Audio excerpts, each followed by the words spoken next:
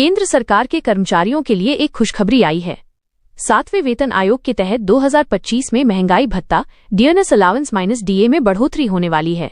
इस बढ़ोतरी से सरकार के लाखों कर्मचारी और पेंशनधारक लाभान्वित होंगे। डीए को बढ़ाने का मकसद कर्मचारियों की खरीद शक्ति बनाए रखना और महंगाई के असर को कम करना होता है। इस साल जुलाई से डीए 55% से बढ़कर करीब 58% तक होने वाला है। इसका मतलब ये हुआ कि कर्मचारी और पेंशनधारक अपनी सैलरी व पेंशन में 3% का अतिरिक्त लाभ पाएंगे। खास बात यह है कि ये 7वें वेतन आयोग के तहत आखिरी डीए बढ़ोतरी होगी, क्योंकि इसकी अवधि दिसंबर 2025 में समाप्त हो रही है। इससे पहले वेतन आयोग ने कर्मचारियों का बेसिक वेतन भी काफी बढ़ाया था। 7वें वेतन आयोग और डीए हाइक 2025 का मतलब क्या है? 7वें वेतन आयोग की सिफारिशों के अनुसार केंद्रीय कर्मचारियों के वेतन और भत्तों का निर्धारण किया जाता है। डीए यानी डियरनेस अलाउंस महंगाई के आधार पर दिया जाने वाला एक भत्ता होता है। जब महंगाई बढ़ती है तो डीए को भी बढ़ाया जाता है, ताकि कर्मचारियों की जिंदगी में महंगाई का कम असर हो। 2025 में जुलाई से डीए में 3% की बढ़ोतरी होने की घोषणा हुई है, यानी डीए अब 55% से बढ़कर 58% होगा। इससे कर्मचारियों को हर महीने उनके बेसिक वेतन के हिसाब से अतिरिक्त भुगतान मिलेगा।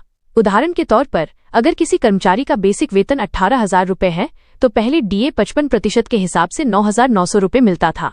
अब ये 58% के हिसाब से 10,440 रुपये होगा, यानी हर महीने करीब 540 रुपये का फायदा होगा। 7वें वेतन आयोग के फायदे क्या हैं?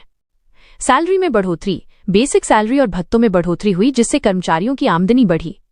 महंगाई से राहत, डीए भत्ते से महंगाई का प्रभाव कम होता है और खर्चे पहले से संभाल पाना आसान होता है।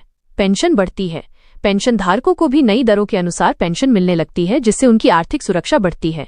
काम करने में मनोबल, बेहतर सैलरी से कर्मचारियों का मनोबल बढ़ता है और वे अपने काम में अधिक उत्साह से लगते हैं।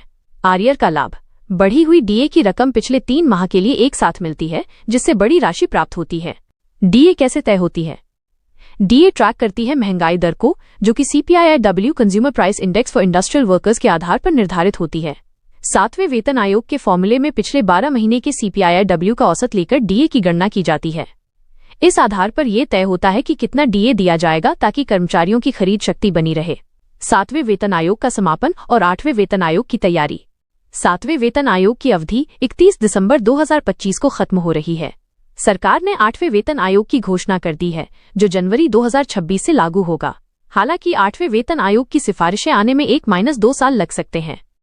8वें आयोग के तहत वेतन और भत्तों में संभावित रूप से और भी अच्छा इजाफा हो सकता है, लेकिन अभी इसके बारे में ज्यादा निश्चित जानकारी नहीं आई है। सरकार 8वें आयोग के लिए नियमावली और सदस्य नियुक्त करने की प्रक्रिया में है। निष्कर्ष: 7वें वेतन आयोग के तहत इस बार का डीए बढ़ोतरी 3% यानी 55% से 58% तक की गई है, जो केंद्रीय कर्मचारियों और पेंशनर्स के लिए राहत लेकर आई है।